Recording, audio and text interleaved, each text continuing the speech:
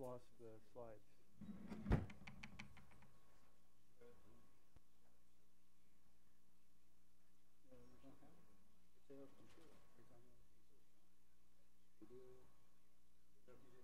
I didn't touch anything when it went away. There we go. Okay. Don't get on now. Okay. Is it on now? Yeah. Okay, good. So we're really glad to have Luke back here with us. Luke was a postdoc here 2008 to 2010. And those were, I guess, all times are good all days. But anyway, it was very great having him here. And he went off from here to Sandia, and Sandia National Labs, and he's been there ever since. He's progressed from being a postdoc to being a staff member to being a principal member of the technical staff. And he's in a group called the High Energy Density Plasma Theory Group. And we know he's really one of the world leaders in this field that he's going to tell you about today. And unlike density functional theory, which you may have heard of, which is kind of the standard model for dealing with materials, which works often very well, but has some systems that it's not perfect for, and I'm sure that Luke will tell you about some of those. And there is an alternative approach called quantum Monte Carlo, and which Luke has been doing, I guess, since you started in physics, right? So, yeah, pretty much. I should have said that he got his PhD before coming here from University of Illinois in Urbana-Champaign, and worked there with Dave Sepperly, right? And Richard Martin. And Richard Martin, yeah, who many of you are probably familiar with. Okay, so without further ado, I'm going to turn it over to Luke for, I think, a very interesting talk. So, okay, I'm going to turn the lights down. Thank you very much, and it really is a pleasure to be back here at Carnegie. I'll mention that I knew absolutely nothing about high-pressure physics before I came here, so I'm sort of eternally grateful that I got this opportunity. So what I'll be talking about is, my PhD and background is actually in developing what's called computational electronic structure. And then specifically, the high-energy density plasma theory group at Sandia sits right next to what's known as the Z machine, which I'll be talking about in a minute. And so our job is to help them understand these experiments, these dynamic materials experiments they're doing at many megabars and sometimes kind of electron volt sort of temperatures. So kind of the way that I look at things, there are kind of four main techniques that I am typically looking at to probe matter at extreme conditions. And by this, I mean many gigapascals and typically high temperatures. So obviously, I'm talking to some of the world's experts in diamond amble cells. This is a way to get to fairly high pressures and modest temperatures for static experiments. So they're great in that you can diagnose things typically very well. This is a picture of the Z machine that you see all over. So this is a big pulse power accelerator where we store a lot of electrical energy around the outside of the machine here, and then over a period of a few nanoseconds, we'll dump that into a load right here at the center. And what happens is that kind of explodes a cathode and an anode out that we can use as flyer plates to diagnose things at very high pressures, although at transient times. And then this is a picture of the National Ignition Facility. Obviously, lasers are another route to these sort of dynamic compressions. The downside with both of these, of course, is diagnostic access, right? If your sample only lives for a nanosecond, sometimes it can be very difficult to know exactly what's going on there. And that's where this last leg comes in. And that's if we can do computer simulations relying on sort of the underlying quantum mechanics, we have a chance, to get to arbitrary temperatures and pressures, and then use that to help understand what we are able to diagnose from our experiments. So this is generally the goal, right? We want to just solve the governing equations. So Paul Dirac, wrote down the Dirac equation in 1929 and basically said, okay, physics and chemistry is done, right? If I could just solve these equations, I would exactly know how to calculate the properties of any molecule or solid or anything that I'd like. The difficulty being that, okay, this is at least a 3n dimensional partial differential equation. So there's a technical hurdle or two that we're going to have to overcome. So the question is, Ron mentioned density functional theory, which is really a workhorse method. So if you just search DFT on Google Scholar, Web of Science, something, you'll come up with literally thousands of papers a year that are using density functional theory. Excellent. Microsoft runs our lives. That are using density functional theory to calculate the properties of electronic structure. So the fundamental insight here is that I don't necessarily have to solve this 3-dimensional Schrodinger equation. Everything is sort of encoded in the electronic density. And that's 3-dimensional. That's something that we've been putting on computers for a really long time. The minor little bit of detail is that it's a pretty complicated route to get from density to the solution to the Schrodinger equation. And Walter Kohn and Popel won the Nobel Prize for sort of the theorems that underpin this. But what we do is we solve an independent particle problem. So we solve a series of 3-dimensional problems for independent electrons in some magical external potential that actually takes care of all the interactions. And it works amazingly well. So the great thing about this is your calculations give you precise detail in the microstructure. You know exactly where all your atoms are, for instance. So assigning a crystal structure is no big deal, right? And we routinely calculate things like response functions. So density functional theory is well beyond just total energetics. And I should also mention I'm very happy to have an interactive talk. So if you have any questions, please just go ahead and interrupt me. But sadly, we're not to the point where I can just run a calculation of anything that I would like to do and say, this is the result that you should be measuring in your lab, right? So we have fairly simple forms for this kind of magical effective potential that I mentioned. But there's actually no way to judge a priori which one's going to be better, right? I try to put as much physics into that approximation as I can. And you can see here, this is sort of one popular conception of how these things are ordered. But each one of these is a different approximation that I could use when I go to do my calculations in the computer. And each one of them is going to give me a different answer. The other detail is that all of these calculations for computational electronic structure we typically use scale as n cubed with the number of electrons in the system. So anything beyond kind of nanoscale is going to be very difficult to get to. We rely on sort of periodic boundary conditions, the fact that I can look at 100 atoms here and know what my macroscopic sample is doing.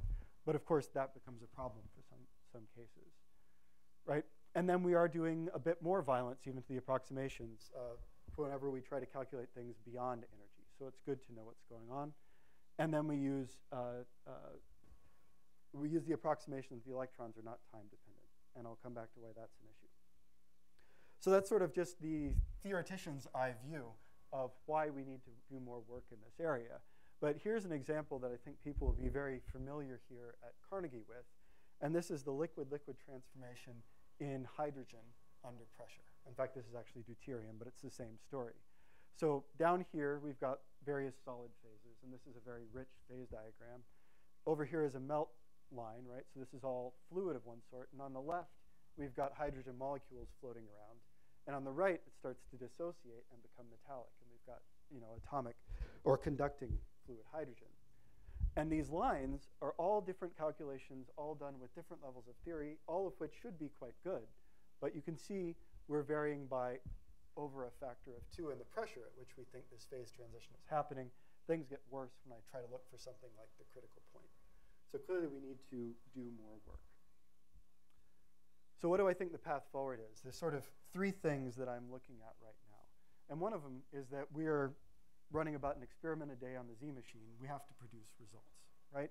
So the first thing that I'd like to do are make comparisons between the techniques that I have available to me and easily available to me now with the experiments, understand what their limitations are, and when I can just apply whatever's on the shelf, right?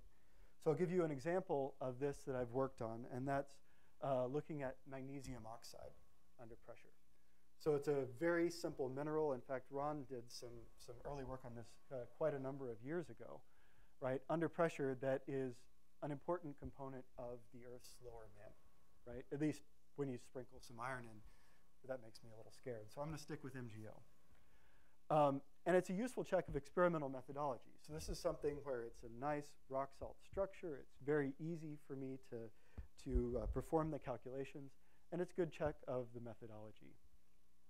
And I'll note here that, from my way of thinking, the range of conditions inside the Earth is actually fairly small, right? The core mantle boundary is, not that many megabar, right? And I'd like to go beyond that. And it turns out that there are other reasons as well, right? So obviously there are all these exoplanets that have been found, many of which are much larger than the Earth, that could contain magnesium oxide. And then I've had the pleasure of working with Sarah Stewart, who's quite interested in giant impacts. So for instance, what formed the moon, right? And if you perform simulations of that process where you have some impactor coming in, you generate states that are well in excess of, say, 5, 10 megabar at times. So we'd like to be able to understand the properties of the material there as well. So it's a really simple cartoon of a phase diagram, right? That we know of 2 solid phases at relatively high pressure, right? There's the ambient B1. Somewhere above 3 megabar, we transform to a B2 structure. And then we've got a liquid at higher temperatures above that. But we'd like to do a better job of, for instance, knowing exactly where that melt boundary is, and then also knowing, for like seismological constraints, what is going on with the solid-solid phase transition, because those are fairly different structures. So while I was at Carnegie, I overlapped with Stuart McWilliams, who went on to work with some of the laser shock experimental people at Omega. And they did this really nice experiment where they launched a rather large shock into a very, very small sample of magnesium oxide.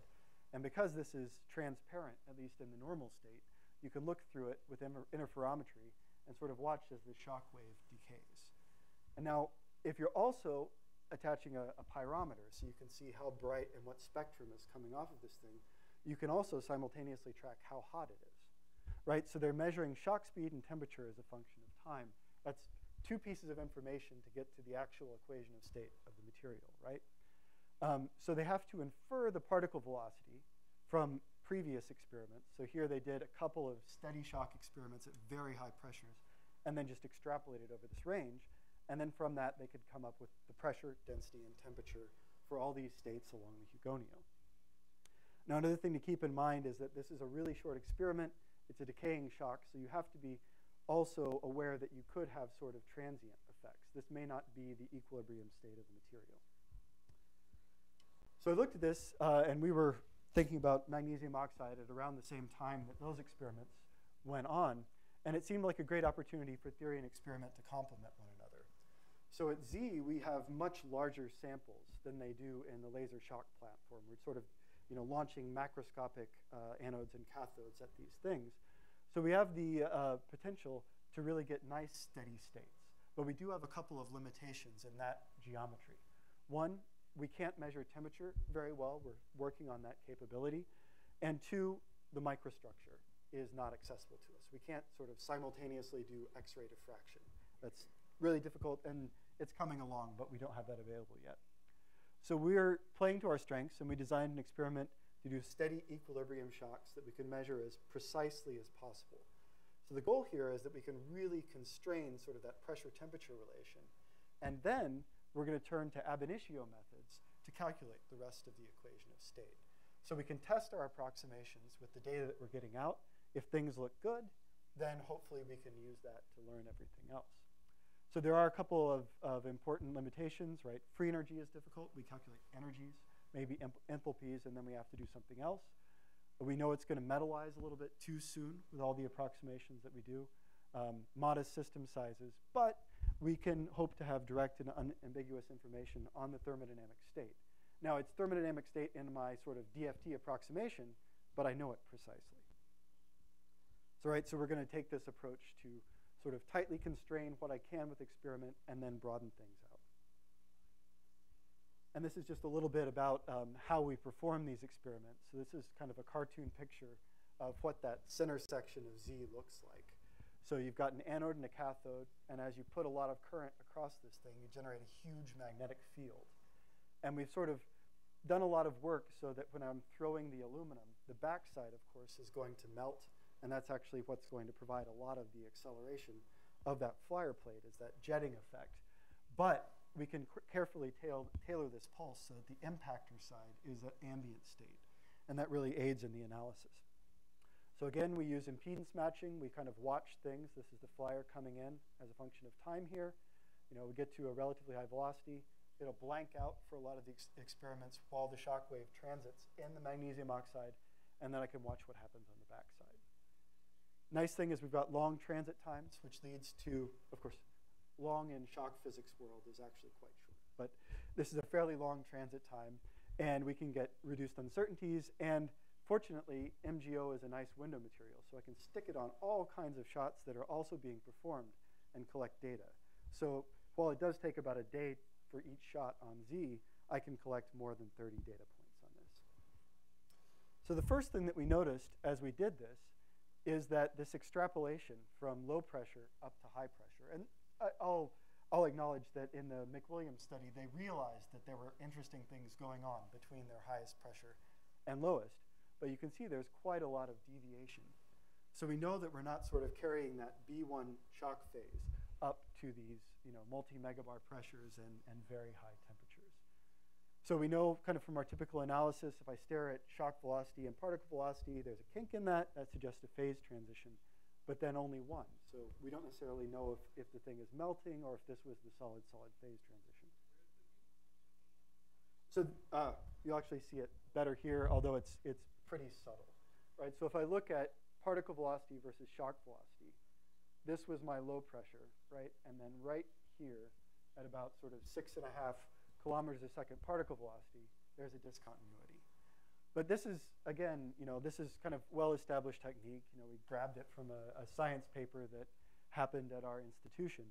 But, you know, what's your statistical confidence in these breaks and in these changes of slope is a really subtle thing. So it's important not to overstate what we learned from this. But kind of putting everything together, what it looks like from just these sort of changes in slope here is that we've got a B1 phase, a B2 phase, and then it coexists on the melt region for quite some time. And then up here in the liquid, we have another signature that all of a sudden the shock front became reflective. So we think that that's evidence that the electronic structure changed fairly massively, and now we can see our shock wave again. But you know, that's all just theory at this point, right? I can get pressure versus density, but not much else from those experiments. So I used VASP, which is a sort of commercial off-the-shelf density functional theory code that we run to quite often, to calculate the pressure and energy for a given density at finite temperature. So it's really important to have not only the electronic temperature in these simulations, but also to do molecular dynamics, so you're not just sampling like a crystal at very high pressures. And I can solve my Rakin-Hugoniot equations, and I can get the shock state. So I went to all this trouble of showing you that density functional theory is not always right. So how do I know that these calculations are worth anything, right? So fortunately, there are gas gun experiments at lower pressures than what we're doing on Z, but they were able to simultaneously measure the temperature of the shock state of the material. And I can sort of show here that my calculations, which are the circles versus the things with error bars, which are the experiments, are actually doing quite a good job of getting the sort of shock velocity or density pressure versus temperature for the ambient state and also for a preheated material, which is this red part here. And that's important because a lot of people are, again, interested in this giant impact scenario. And we think that the material will be at hotter temperatures than what it is today. So this is all within the B1 solid phase. The next question is, what phase should I be using for any given density and temperature, right? I showed you this phase diagram that's got different crystal structures and it melts. And how can I determine that? And I would like to be able to say I just run, and all of a sudden it's going to have a phase transition. But when you've got 100 atoms in your cell, you're way too constrained for that. So you have to put it into start. And then you have to figure out where the free energy changes. So an example of this is directly calculating the solid-liquid melt boundaries. So I set up a simulation like this where I've got solid on the right and liquid on the left. That's at some given volume or pressure. And then I basically scan the temperature, right? And if I run for long enough, I'm counting on the fact that the free energy of the solid's lower, it'll all solidify. If the liquid's lower, it's all going to melt. And if I can tune this so I get a coexistence, now I found a point that's on the melt boundary. So sort of wash, rinse, and repeat for your different phases, and you get a melt boundary. And we can do another thing where we are calculating sort of the enthalpy of these solid phases by looking at a model system. So in this case, we make the approximation of harmonic phonons at low temperatures that I know what the vibration is kind of like. And then we like to test things apparently in something you can't see, but we do a bunch of MD calculations that are going to be anharmonic, wrong at low temperature, great at high temperature, and we sort of interpolate between the two of them. And the great thing about this is I produce a candidate phase diagram over here, and you'll see if I just used sort of harmonic phonons, I wouldn't have actually met at this triple point. But everything came out very nicely. It's another sort of consistency check that I have now these two solid phases meeting at that triple point in the melt boundary. So this allows me to propose a new phase diagram with Hugonios, both for preheated material and for ambient density material. And it allowed me to screen out all those calculations that I was doing that were in phases that weren't thermodynamically stable. And then I can, basically I use the density functional theory to say, okay, now I know for a given shock velocity what the temperature is, and I can overlay all the experiments that we did on Z, and you can see this really great agreement between theory and experiment. And what we found, and this was contrary to what was suggested in that earlier science paper by McWilliams, was that, okay, you have a sort of density-driven but not entropically driven collapse when you go from the B1 to B2 phase. And then you have quite a large coexistence that kind of implies a fairly large entropy change upon melting along the Hugonio. So this is, I think, one of, in my opinion, a great example of how theory and experiment can complement each other. I didn't necessarily know going into this that my calculations were going to be highly accurate, and then there was something about the experiment that we didn't know as well. All right, and then for more details, we published in physical review letters, and I just sort of talked through these implications already. So a second thing is that we know sometimes, right from the start, that there's physics that we haven't put into our calculations.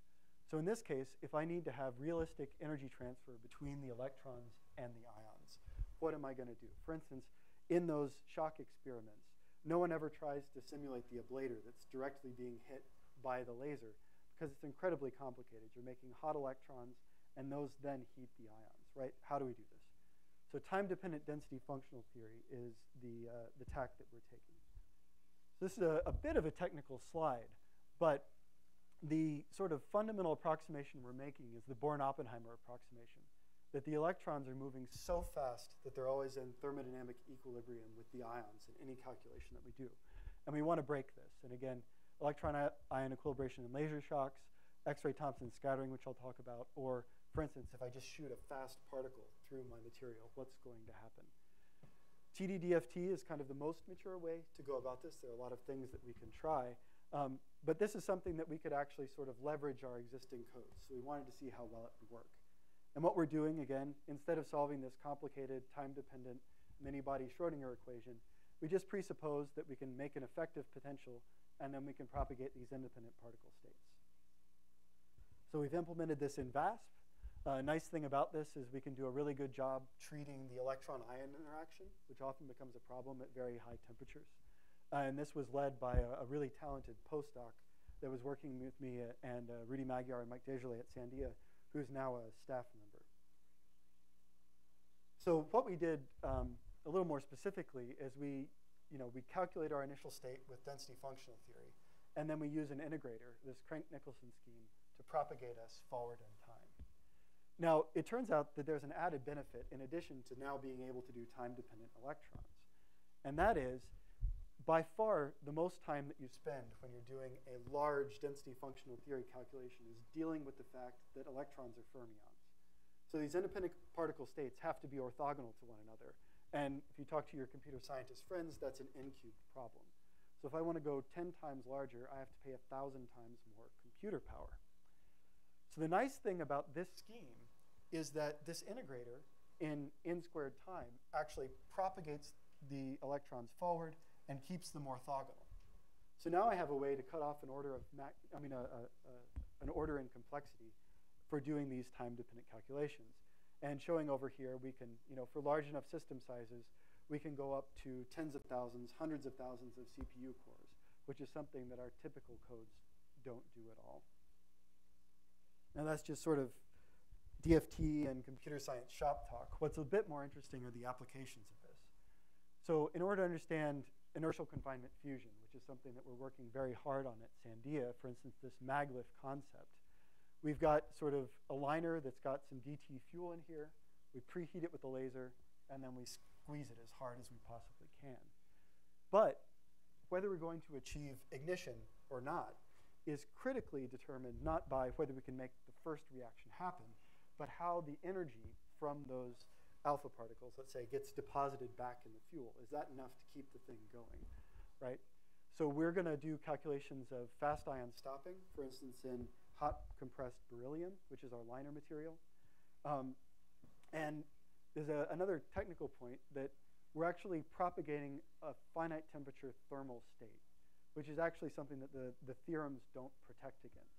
So density functional theory has the advantage in its time-independent sense that like 2 years after Kohn and Sham had their big idea, Merman came along and said, oh, by the way, you can do it at finite temperature. Here's the proof. We don't have this, so it's unclear, let's say, how well that's going to work. So this is just sort of a movie example of why this was important for us to include the time dependence of the electrons. So as a test problem, we're going to drag a hydrogen atom through a lattice of aluminum at low temperatures. And we're going to keep the velocity constant and then measure the force on the ion. So if I use my old sort of static density functional theory, this is what happens. You get your ion moving through, there's kind of a local perturbation, but not much happens. And it turns out you get very, very little force back on that hydrogen. You can just sort of shoot it through there, no problem.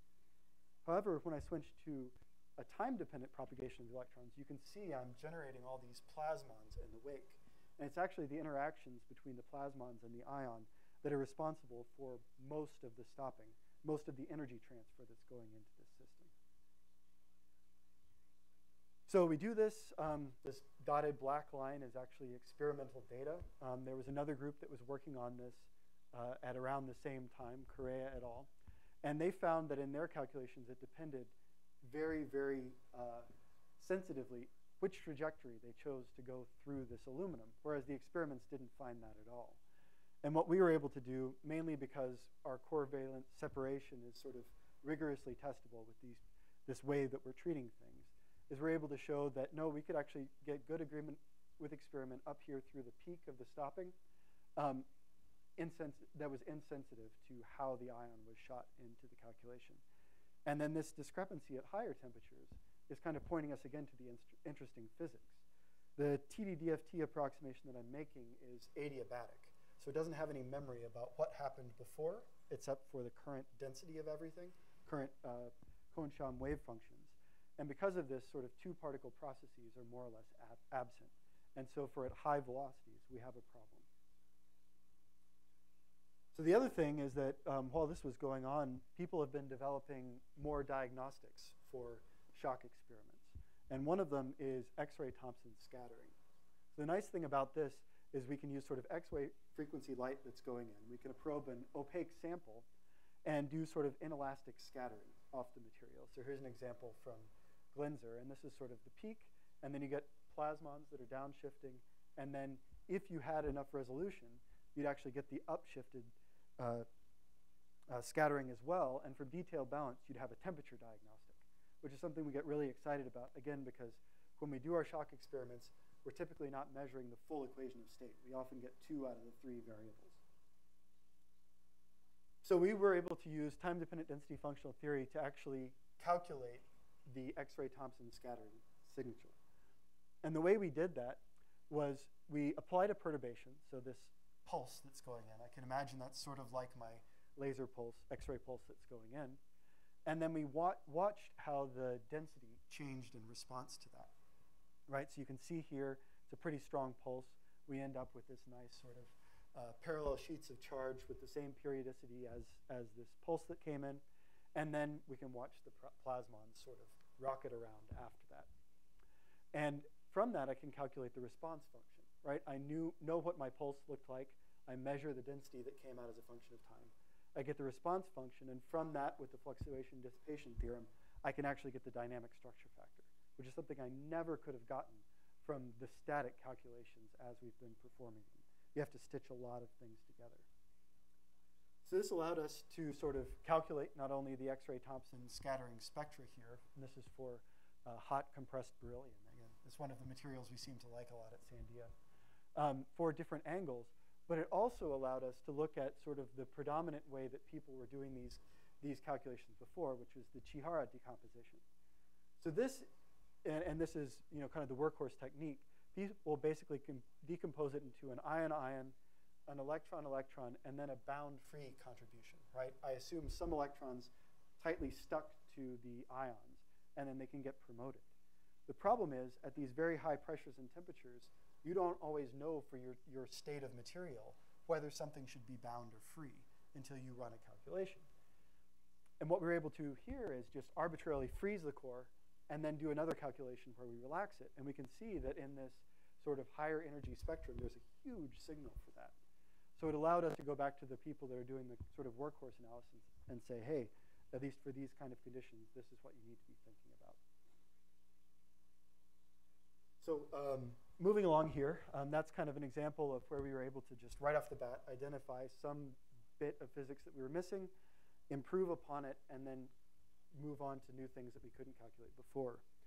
This last one is, what if the density functional theory approximations aren't accurate enough? What if our fundamental approximation that we're making is just not doing the job? And for that, I'm going to turn to quantum Monte Carlo that Ron mentioned in the introduction. So this is sort of my 1-minute introduction to what is quantum Monte Carlo. But basically, I write out my Schrodinger equation, right? This is in n dimensions, and it's some hugely complicated thing. I extract the time-dependent piece, and I can say, okay, I can write a Green's function. I can formulate this as just a really huge partial differential equation. Now again, I've got this integral that's evaluated in 3n dimensions, and what we typically do is sort of what I have here on this dartboard picture here. I want to know the area of that dartboard compared to the square, so I draw a grid and I count the number of points, right, that are in the board versus the number of points that are out of the board. The other thing I can do is just randomly throw darts at the dartboard. And if the distribution is such that I know kind of the probability density of this, then what I do is I count how many darts hit the dartboard, and I see how many missed, and that ratio tells me the area, right? The great thing about this is, whereas dimensionality really kills you when you try to grid something up, right? The error is going to go something like n to the -1 over d, where d is my dimensionality. The error in a Monte Carlo technique is not sensitive to dimensions at all, right? The prefactor may get large, but the error sort of as it goes with the number of samples is constant. So I'm going to apply this to now my Schrodinger equation, right? And we have 2 large efforts now that are funded by the DOE Office of Science to develop this methodology. One is the Center for Predictive Simulation of Functional Materials, collaboration between a bunch of national labs in NC State and Berkeley. And that's developing the approximations. How can we make what we do better? And then we're also involved in the exascale computing project. So these are hugely expensive calculations in terms of the number of CPU hours that I'm going to spend. But it turns out they're really great for parallelization. So we're working along with industry and, again, the national labs in order to make this a code that will be suitable for the next generation of supercomputers that are coming out. And this is all open source. So if you go to QMCPAC, which is our code.org, you can download the code. We've got our data from all the calculations that we're doing going up on the materials data facility. Testing is done out in the open, and we have a forum. So if anyone's interested, I would encourage you to just jump right in. We're really looking actively for users at this point. So why should I do quantum Monte Carlo calculations? Well, we have the potential to do something very high accuracy. We'd like to be predictive. So in this magnesium oxide example I talked about earlier, we had to sort of had that experiment in our back pocket to know whether our calculations were going to be good. We'd like to not have that. Also, even if I can't drive this through to sort of making my approximation arbitrarily small, it's a totally different class of approximation from DFT. So I can take some comfort from the fact if I do my QMC and I do DFT with a given functional, and the answers are similar, that I might have a good chance of getting the right result. So again, why do we think the approximations are so small? We're not making any approximation to the Hamiltonian. All the interactions are just what nature tells us. And our constraints are just due to the geometry and topology of that many-body wave function. It's a many-body method, so things like correlations are directly accessible. If I want to calculate a structure factor, it's just sitting there for me. And finally, if I'm careful with how I construct my approximations, you actually know when you're doing better. So in the case of sort of isolated systems like molecules, I can actually be systematically improvable. So why not do quantum Monte Carlo? Why is everyone using density functional theory instead? Well, these calculations are expensive. Typically, they're 100, maybe 1,000 times more expensive than your typical DFT calculation. But as I sort of mentioned in the intro to this section, they're quite friendly to high-performance computing. If I think about throwing my darts at the dartboard, I can line up 100 graduate students, let's say, who can all throw darts without talking to one another, and I collect the results at the end, right? And that's the same strategy that we typically use for these calculations, but with processors instead of grad students. Experimental quantities can be difficult to compute. Right now, we compute mainly the total energy, so calorimetry is only going to take us so far. And we have to ask this sort of uncomfortable question. You know, when I go to the funding agencies, I say, this is the most accurate method you're ever going to do, but is it really more accurate, right? I have theoretical reasons to believe so, but I don't necessarily have the experience. So we have far less experience than density functional theory. And when I want to go and do a calculation of a solid high pressure, I don't have this systematically improvable approach. Right, so I'm going to try to do as high accuracy calculations as I can. How do I do that? Well, whenever I can, I avoid approximations, right? So all electron calculations rather than approximating the core valence, for instance. If I've got systematic improvability available, I'm going to do that. I could try to apply to a higher level theory. So quantum chemists are always referring to CI or couple cluster or something like that. If that's available, I can go there, or I can compare to experiment. So in practice, for molecules, the situation is fairly clear. So what I'm showing here is sort of the state of the art circa 2010. And this is a quantum chemistry test set. So it's a little hard to read, but all of these are molecules for which the chemists have done really accurate thermochemistry. They know the dissociation energy very, very well. And you can see coupled cluster is nailing it. Like these errors are less than a kilocal per mole for almost everything. And the quantum Monte Carlo was pretty good, but considerably worse than the quantum chemistry at that point. So a couple of years later, it was demonstrated that you could actually sort of hijack what the quantum chemists had done. And you've got this expansion in terms of, say, Slater determinants. Not really important what that is, but basically, there's a way that if I'm willing to pay more, I can get more accuracy. And that's shown in these sort of blue error bars here as they're kind of cranking down this parameter. We're getting below this 1 kcal per mole, and our errors are basically in line with the quantum chemists. This is what I'd like. But for solids and condensed matter, there are other challenges. It's really hard to do this, right? So if I want to do a similar study, the reference data isn't known nearly as precisely, right?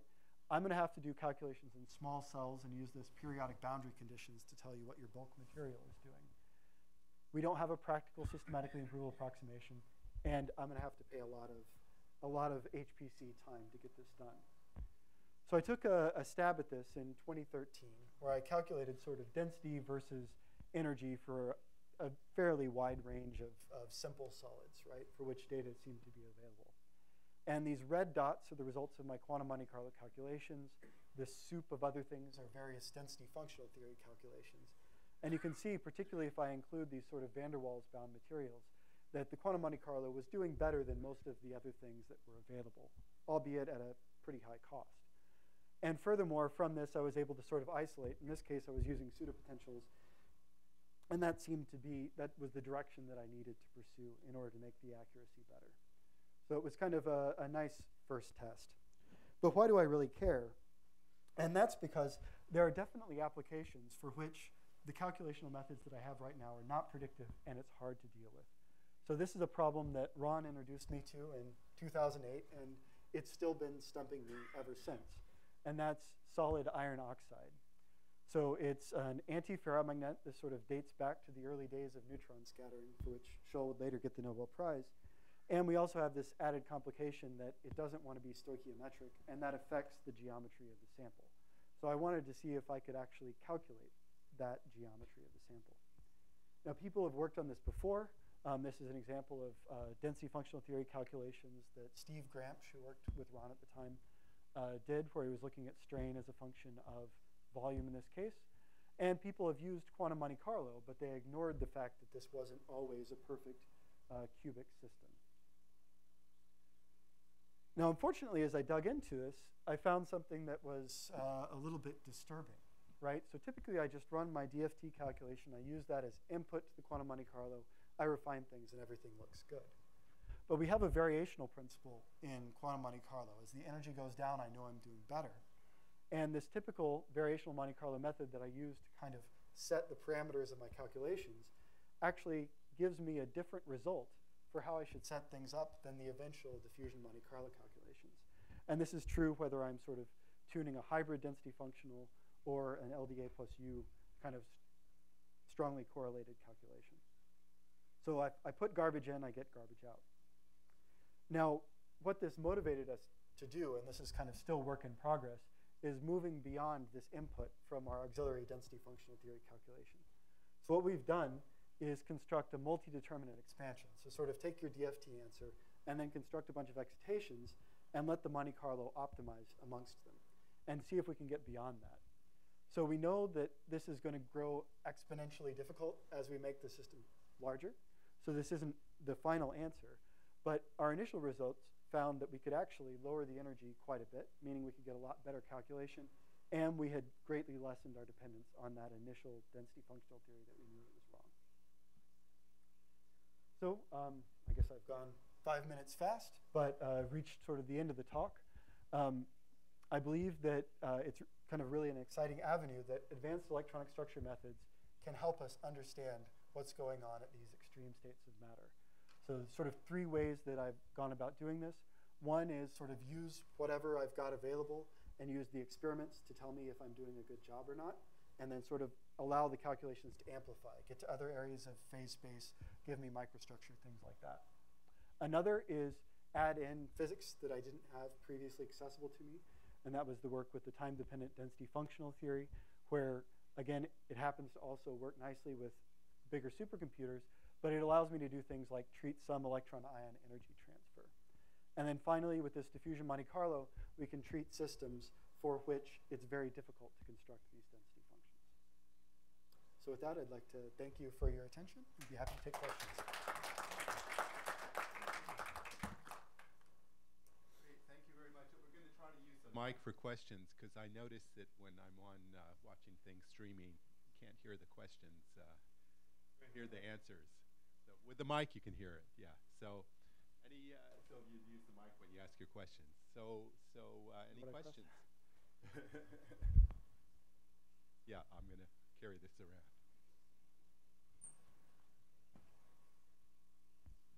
I'm wondering about the MGO study. How do you compare your results to the experiment? I didn't really see that in the last slide, because the experiments don't measure temperature. Sure. So the comparison has to be done with our experiment in pressure density space. Well, 2 ways, right?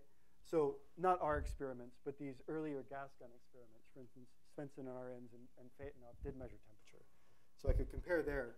But then for the actual Z work,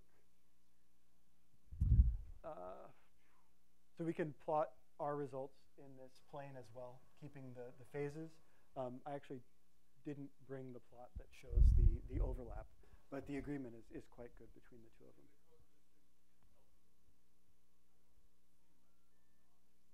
So melt, it's relatively easy to do those calculations if we're doing molecular dynamics. So that I have calculations for.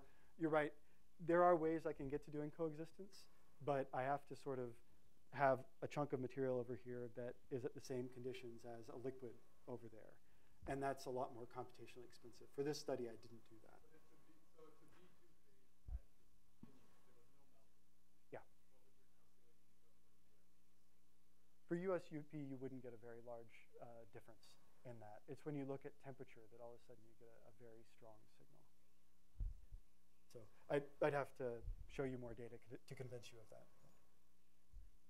Oh, great talk. And so I have a similar question, not really similar, but I'm trying to understand in the liquid.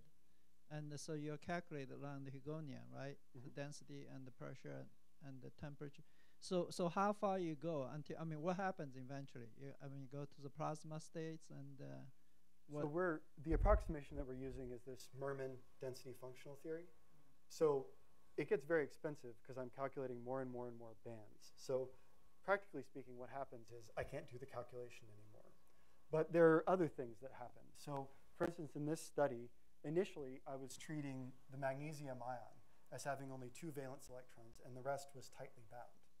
And when I went up to these high temperatures, let's say a couple tens of thousand Kelvin, I could see that that was actually too big of a constraint, that those electrons should have been excited. So I was able to go back and say, put those into the valence. And now things agreed with the experiments again. So there's nothing particularly interesting that I found in the liquid phase. It does eventually turn into a plasma where the electrons are more or less free-like. But there's no real signature in, say, the Hugoniot from that. But from like a liquid equation state point of view, would be interesting looking at, people have empirical models and for liquid equation state. If you really extrapolate to those PT conditions, are we on the same bulk area, or is anyone looked at how those extrapolates from? I'm not sure exactly which models you're referring to, but there is, for instance, this universal liquid equation of state that rather than being linear here has some curvature. And between the calculations and the data, we had enough precision that we can actually measure some curvature in that very highest temperature liquid. But I'd be curious to learn more about. I'm going to let the audience ask questions, and I'll ask you, Mike. So on the next slide, for your phase diagram, or maybe 2 or 3, yeah, this is fine. So you have a box with liquid and solid, and you heat it, and the solid melts, or you cool it, and the solid grows. Is this, you're not calculating free energy? Is this a rigorous method to determine a phase diagram? So over a long enough time scale, I guess, but then you have fluctuations and everything. So absolutely. So, I mean, the details, people, for instance, have done this for a very long time with classical molecular dynamics, where they can put 1 million atoms on this side and 1 million atoms on that side. And again, you aren't measuring an absolute free energy, but the relative free energy sort of has to eventually equilibrate across these things. And what they found is that you do often have rather large finite size effects. If I cut the boxes in half, do it again, the phase boundary will move. So the sort of details in this is that I tried a lot of different cell sizes, I tried different thermostats, and eventually, fortunately for MGO, everything was agreeing really well. So I have a fair amount of confidence in how this was calculated. But you're absolutely right. I mean, this is not sort of, the end on that question of where the melt boundary has to be. Thank you. If I can ask for your speculation, maybe.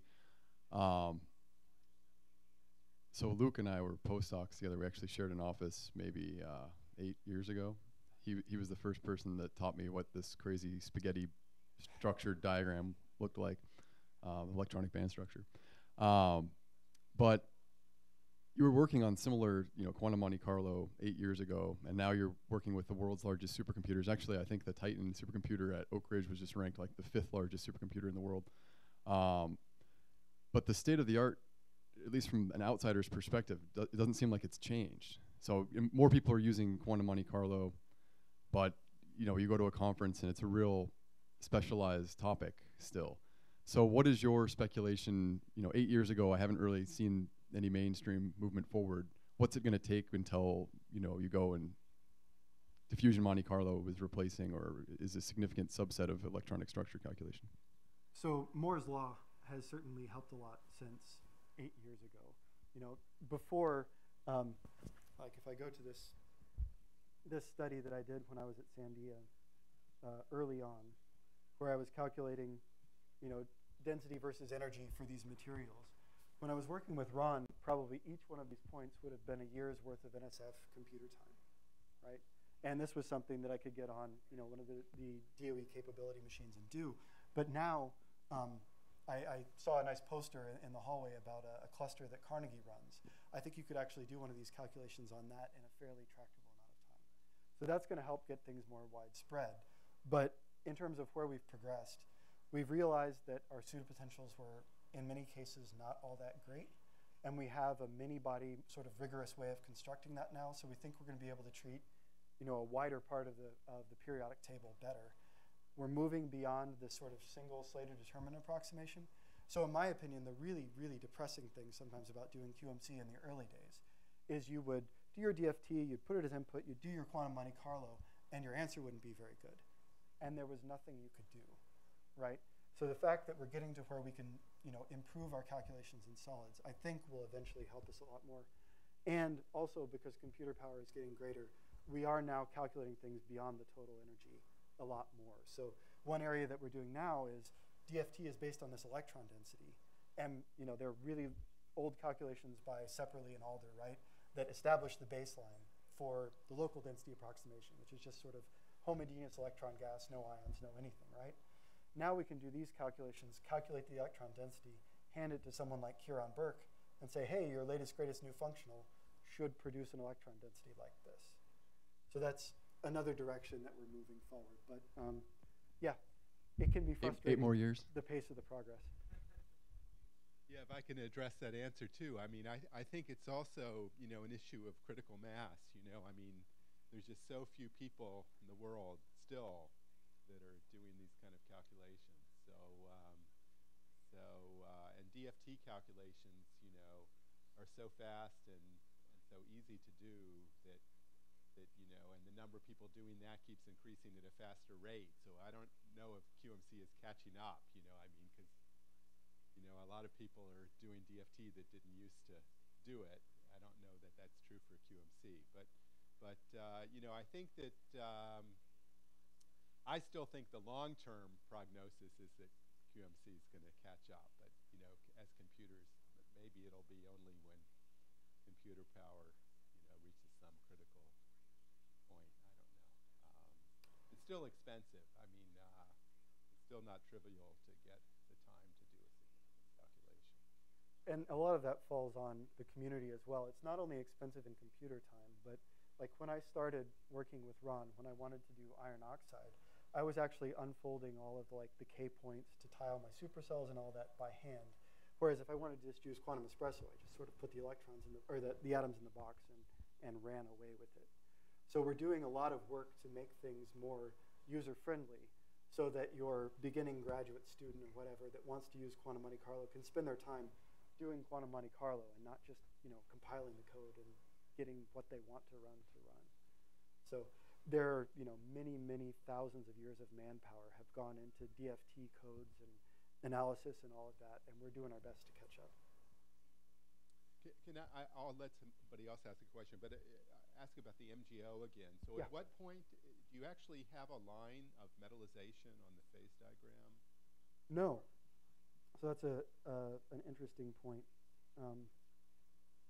So we did response calculations that I didn't show, where I calculated, for instance, the reflectivity in these various phases, because the McWilliams experiments actually measured reflectivity as they were coming down along the Hugoniot.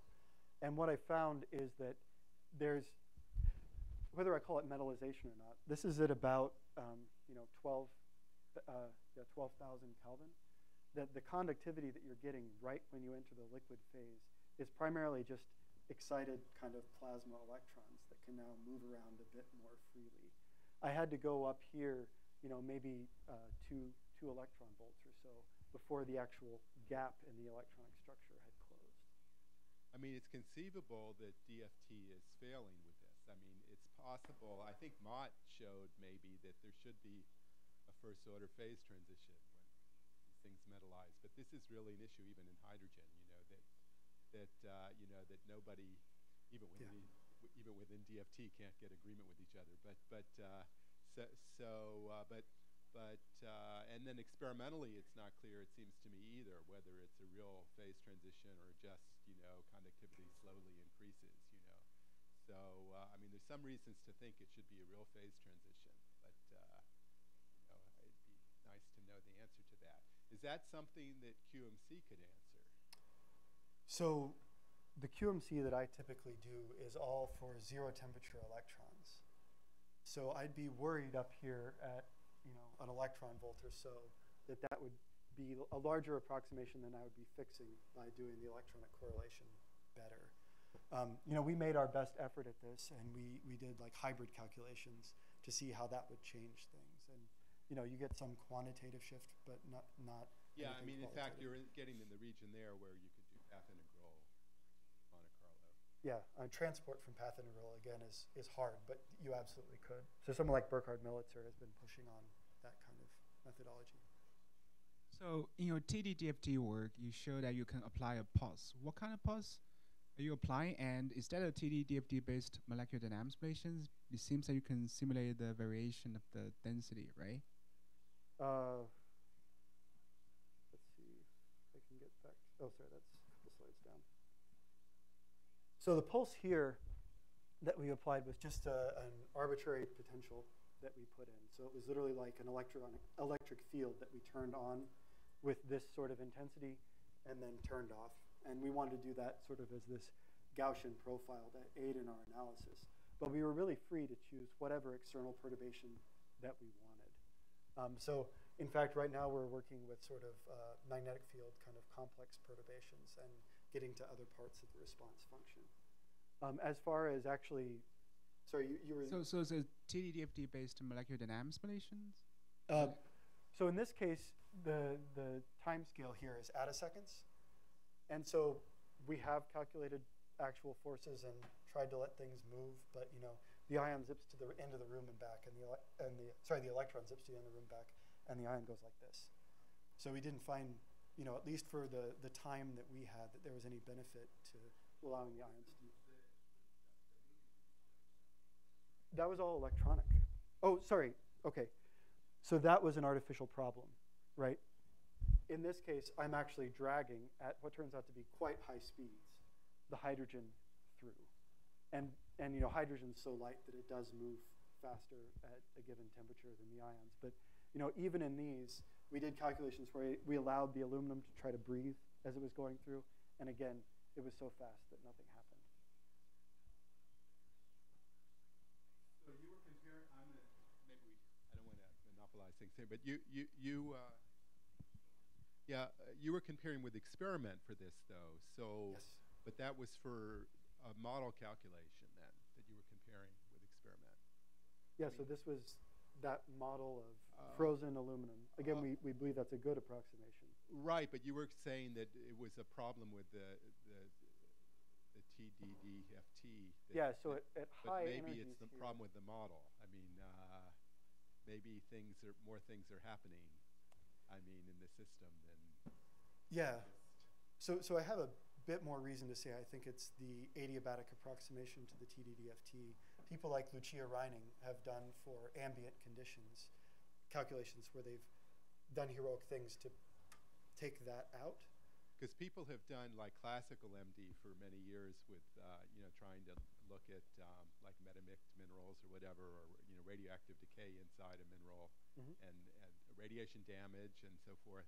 And I mean, everything, gets totally messed up in a system when you inject even just a single high energy ion, even in a classical simulation.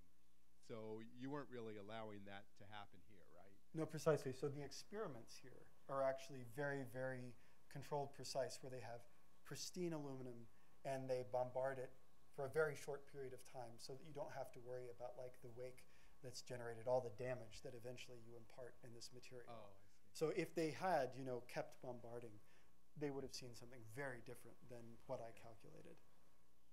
Okay, so I welcome everybody to join us for lunch with Luke, and you'll have more time to ask him more questions there. And there's also time this afternoon if you want to, if you're not on the schedule. So let's thank him again for a very interesting talk. Thank you very much. Thanks a lot. That was great. You're welcome. Good. So I guess MGO problem is all solved and no more MGO questions? Well, I don't know. We still don't know whether there's a metallization.